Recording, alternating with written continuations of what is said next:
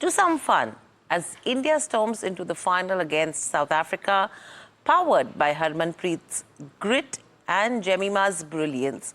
The question grows louder. Is this the moment women's cricket steps fully into the spotlight? Are brands finally offering equal pay, and is parity in sponsorship, coverage and opportunity within the reach? Is this the catch-up the Indian women's team has long deserved? We'll deep dive into all of that. But first, let's relive India's electrifying victory over Australia and the unforgettable journey that brought them here.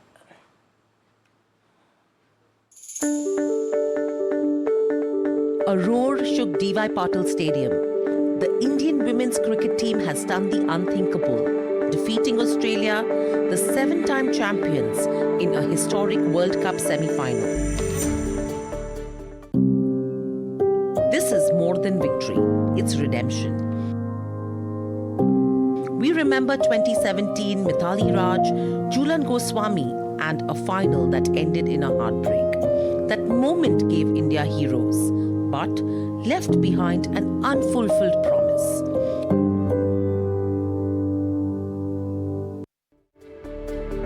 Harmanpreet Kaur has carried that promise now. From her iconic 171 in 2017 to her fearless leadership today, she's shaped this team with grit and belief. Her run a ball 89 in this semi-final was a captain's knock, anchoring the highest ever chase in women's ODI history. But every epic needs a new hero. Enters Jemima Rodrigues. Once dropped, now dominant, she played the innings of her life. An unbeaten 127 of 134 balls, calm under pressure, blazing with brilliance. She didn't just chase 339, she conquered it. And then there is Smriti Mandhana, the vice-captain and the team's foundation. Her consistency, her century earlier in the tournament, and her early momentum in this match were crucial. Together, these women have shattered records and rewritten history. They've chased down the highest total in women's ODI history. Feel the pride, feel the rush, because this is not just cricket, this is history in the making. India now advances to the World Cup final this Sunday in Navi Mumbai, facing South Africa in a clash of titans. This is not just cricket, this is courage, this is legacy. This is India's moment. Absolutely, this is going to be India's moment from here on for the Women's Cricket League. Let's get in Dilip Cherian, Image Guru, to discuss more in terms of what he thinks about this. Dilip, welcome to the show and always a pleasure to speak to you.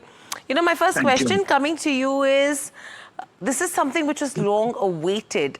And this is not just a victory once. It's probably a victory time and time again from here on. How are you seeing this entire scenario shift and change? You know, I like to support the whole concept of equality, equal pay, and equal rewards, etc.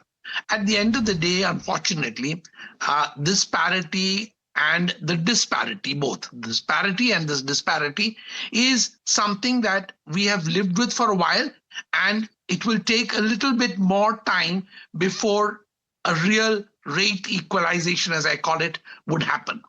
What can be done by fiat, which is making sure that women's cricketers get the same match fees as the men, all that is possible.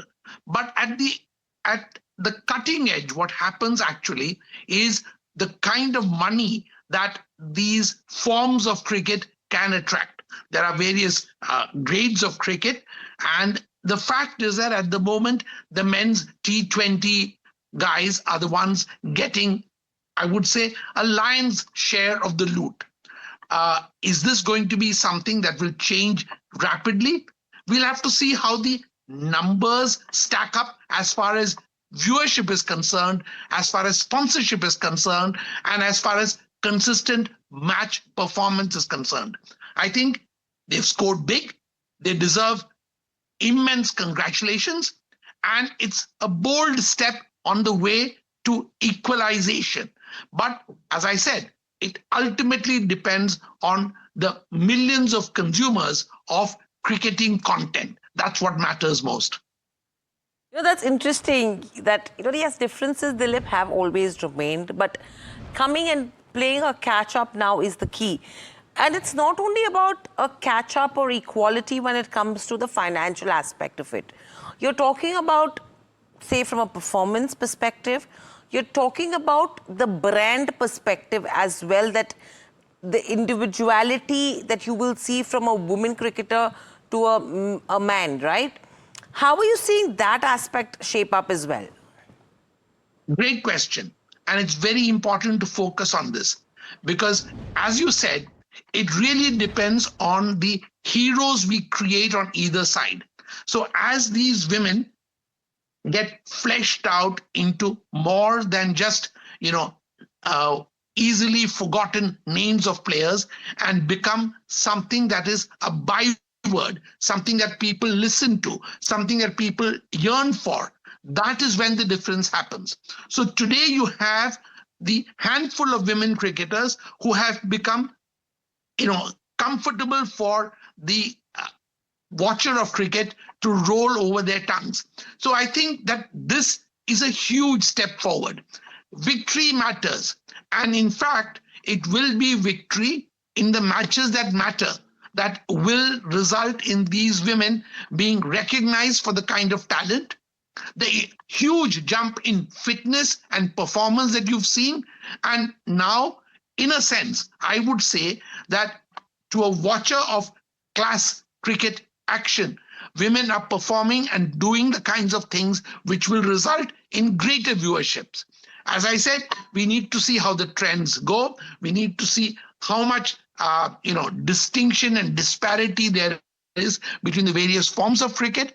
And I think that there's no doubt that the catching up is happening at a very fast rate.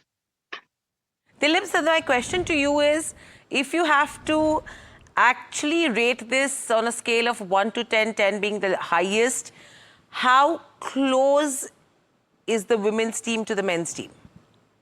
I think it's at about 6, hurtling towards 7. And what will take them to a 10 on 10? I think, please understand that there is what I call a cumulative effect. So when we do brand creation, there are a lot of people who want to create instant stars. Those don't last. They're a bit like comets. They flash through the sky and they vanish unheard of. The ones that do last are the ones that repeat themselves on whatever cycle.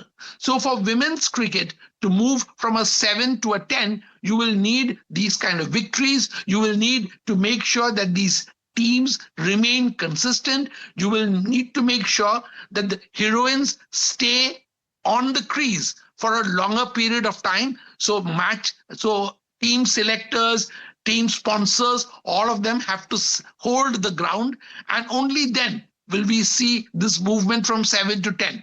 It gets tougher with every half degree of change that you want to see. That's the harsh reality. You can talk about, you can spin hope into an attempt at reality, but reality only happens when you repeat and are able to see this, and it's not just a flash in the pan. Interesting. Dilip, tomorrow, India versus South Africa. What are the odds according to you? I mean, how are you looking at them? Are you going to watch them very closely tomorrow? What is it?